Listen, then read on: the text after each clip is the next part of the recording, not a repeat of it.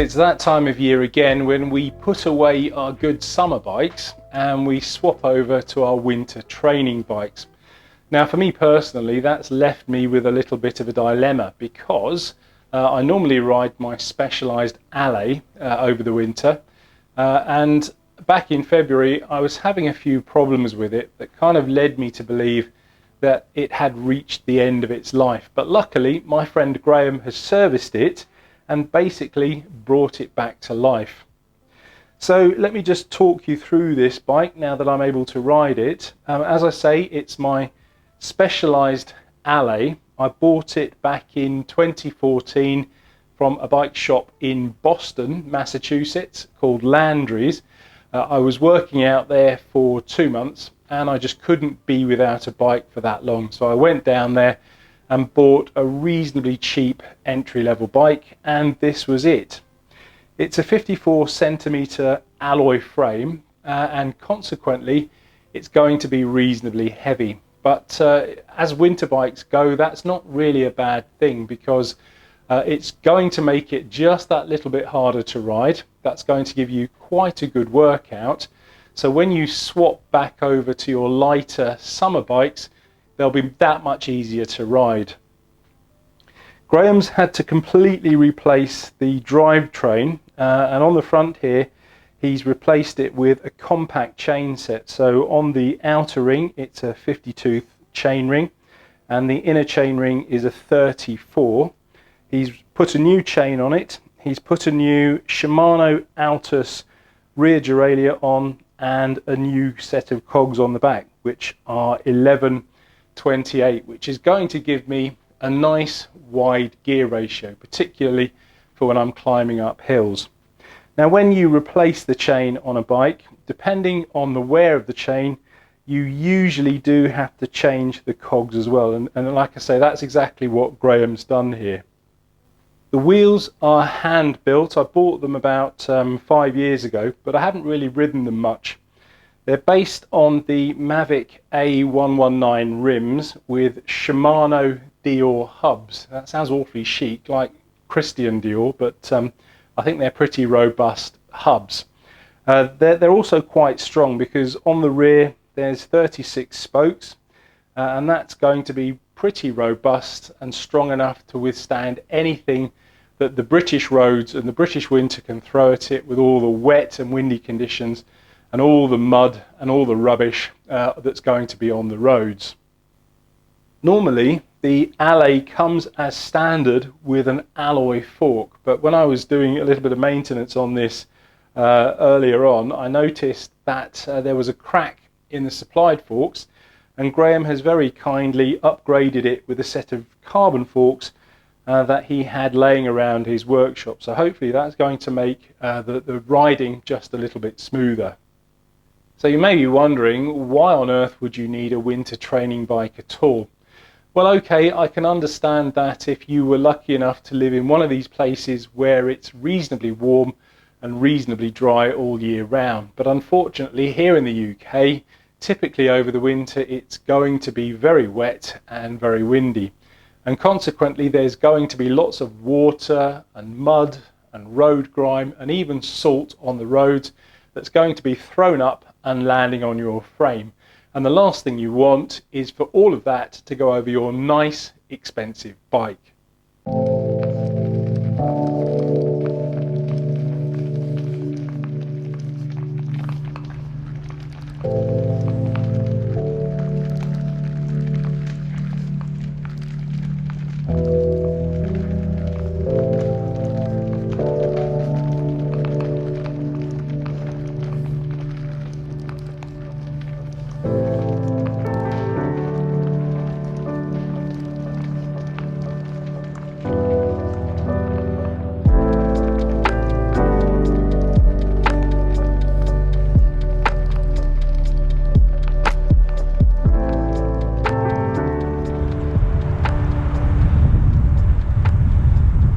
Welcome to today's ride.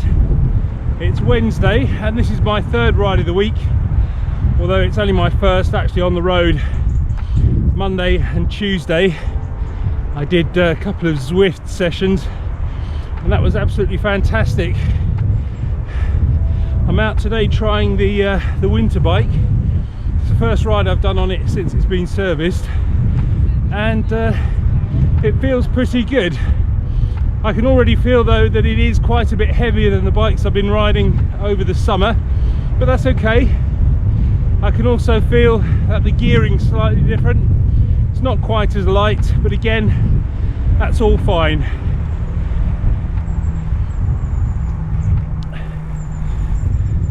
Today's ride's just a very quick little 25k ride, just to see if everything's all fine and dandy with the bike. I'm not out to do anything major, just enjoy it.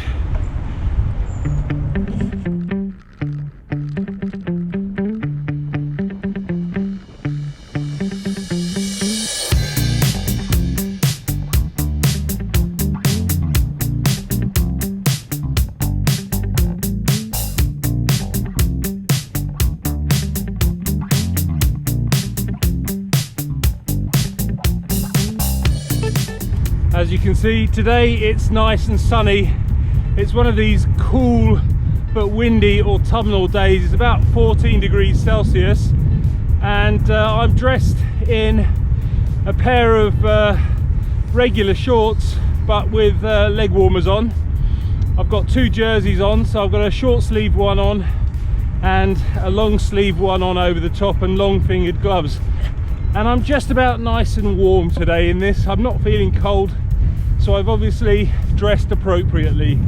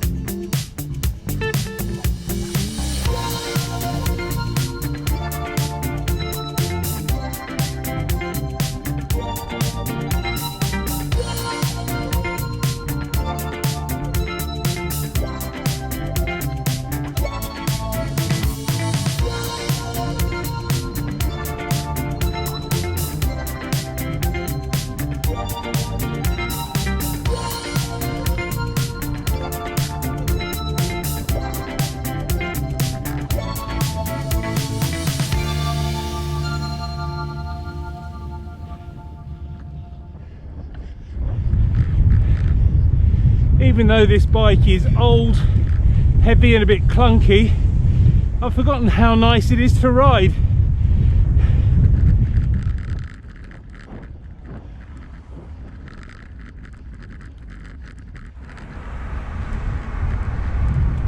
Well, there we go. That's going to be about 30 kilometers by the time I get back, and the bike is running really well.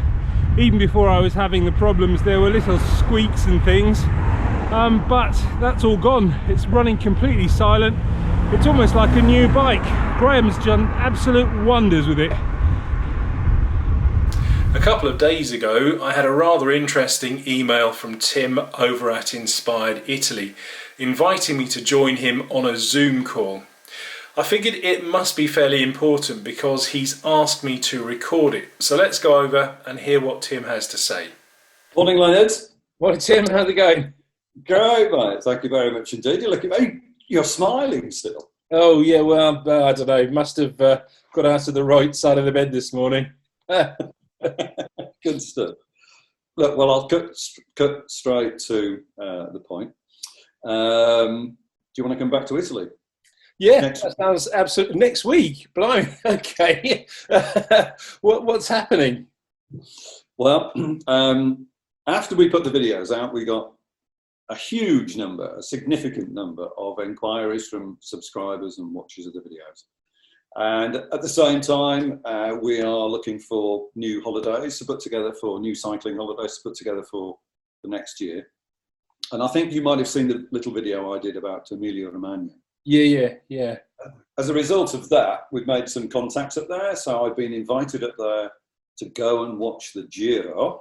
Oh, wow. Fantastic. And to ride a Pinarello F10. Oh, blimey.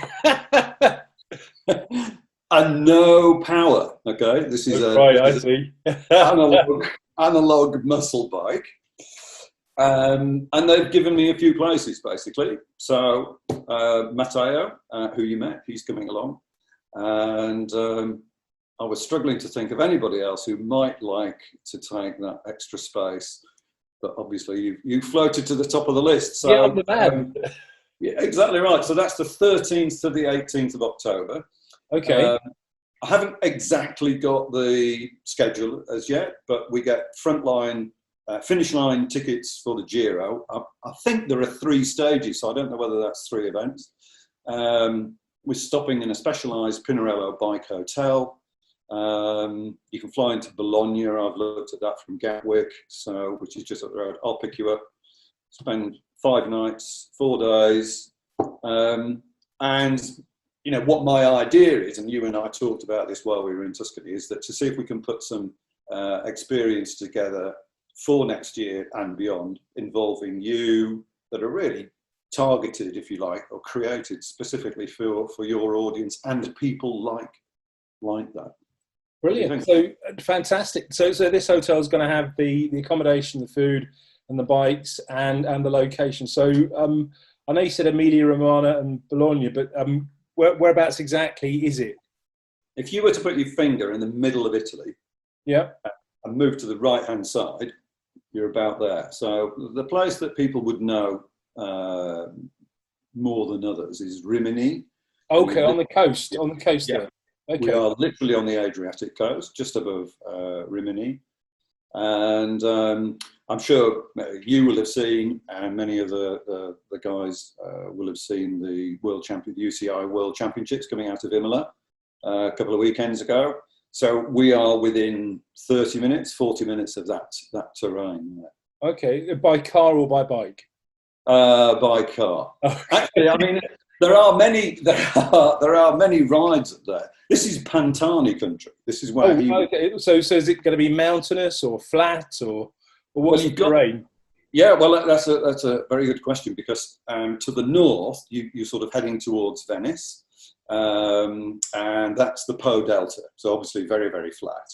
But then you can come what will be west, southwest, and you hit the Apennines quite quickly. And the ride I did there the other week, which is a little bit south, probably 20-30 minutes south by bike, we were up in the mountains within 15 minutes of leaving. So you've really got a good mix of terrain. Fantastic. So yeah, I'm very, very interested to come. So yeah, I'll be booking a ticket. Well, thank you for thinking of me. That sounds absolutely amazing. Well, after everything that we did and everything that we talked about off camera, then this has just come along, and I think it's a great opportunity, for us both, really. So fantastic. Great. Great. Thanks a lot, Tim. Thanks. Well, you're very welcome. I'll send you the details by email, and we'll get flights sorted out and deal with the detail. Brilliant. So we're off back to Italy. Woo! Yeah! Good stuff, mate. Well, it's great to chat. You're looking well. I'd like to see the smiling face after all of those comments. So, I'm thinking about people I don't like slipping on banana skins. That's what's putting the smile on there. Good stuff, Leonard. All Thanks right, for your time. Look forward to seeing you soon. All right. Cheers, then. Thanks. Ciao. Ciao. Well, that really has thrown the cat amongst the pigeons. I have to admit that when I first received Tim's email, I was expecting something along those lines, but the fact that it's next week surprised even me. In fact, by the time this vlog goes live on Tuesday, I'll already be in Italy. So hopefully I haven't lost too much fitness, and I'll be able to do the rides and enjoy the finish of the Giro. And with fitness in mind, it's not been a bad week at all. I've ridden 211 kilometres, I've got 8 hours and 22 minutes of seat time, and I've climbed 1,379 metres. And that brings the year's total to 5,058 kilometres ridden. I've got 224 hours of seat time, and I've climbed 42,944 metres. So if we go over to Strava, we can see that on Monday my fitness score was 51, on Tuesday it was 52, On Friday it was 52, and then on Saturday it was 55. I've checked the weather forecast for Sestatico in Italy where we're going, and unfortunately the only nice day is Tuesday. The rest of the week is going to be chucking it down with rain, so I won't be needing that suntan lotion like I did last time. So I will be taking some wet weather kit with me, so a waterproof top, leg warmers and arm warmers, and hopefully I won't be getting too wet on the rides. Thanks for watching.